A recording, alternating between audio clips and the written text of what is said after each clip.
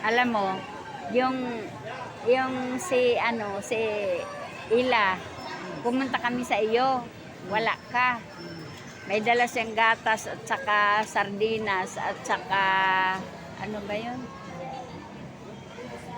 Meron pa isa, tatlo yung klaseng dala niya. Nalungkot siya pag uwi namin na wala ka. Kasi gusto nga niyang ibibigay, naghingi siya sa akin. Sabi niya, Mami, pahingi ako, dadalan ko si Lolo Imaw, sabi niya. Tapos sabi ko sa kanya, o sige. Kaya nagdala siya ng gatas. Ay, tsaa pala yung isa. Tsaka sardinas. Di wala ka, tawag kami ng tawag. Sabi niya, ay, ano ba yan? Nakakalungkot naman. Ba't wala dito yung papasalubungan ko? Kaya yun. Sabi ko, uwi na lang tayo. Susunod na lang. Ay, ayun. Umuwi kami. Malungkot siya. Ayan, pumunta kami doon. Sabi niya, papasalubungan ko si Lolo Imaw. Sabi niya. Maloko yung bata eh. Ito dito yung barangay hall. Matagal na to. Ang barangay hall. Dito kami nagpupunta dito sa covered court noon. Nangangampanya kami hanggang doon. Doon sa unahan pa, Eastwood, Eastwin, doon. Yung kay Pastor, amang Pastor? Hindi, dito kay Kap. Ah, Dati kasi ako, rehistrado ako dito eh. Lumipat lang ako ng Gurias nung nakaraan. Kaya ngayon, bumalik naman ako dito sa Talban. Malaking ito, covered court.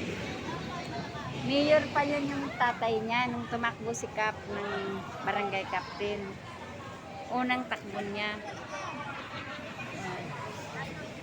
Ito yung ng Montalban. Daming kabataan. Pinamimigyan sila ng mga bag. Pinamimigyan sila ni Kap Tumtum ng mga bag dito sa barangay San Isidro. Mga kabataan, pinamigyan sila ng mga bag.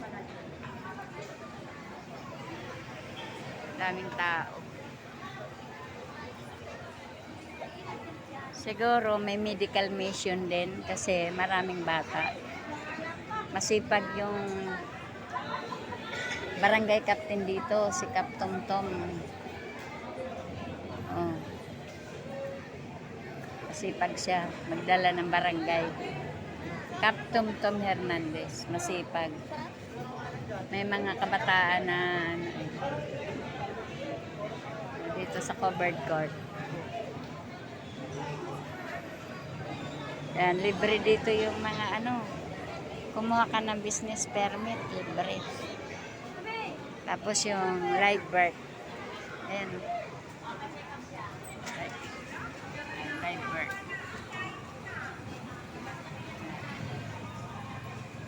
Tapos yung business permit. Yan. Kukuha ako niyan.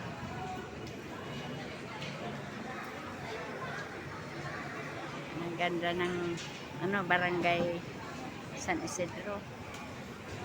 Makaraming tao.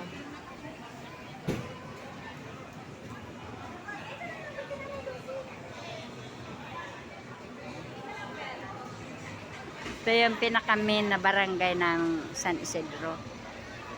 Doon sa bundok, annex lang yun.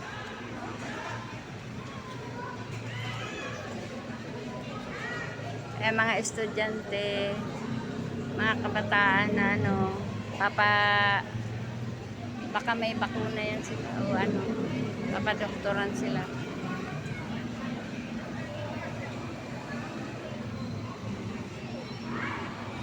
Dito na ako, bye-bye. Gantay na kami kay Barangay Kap Hernandez.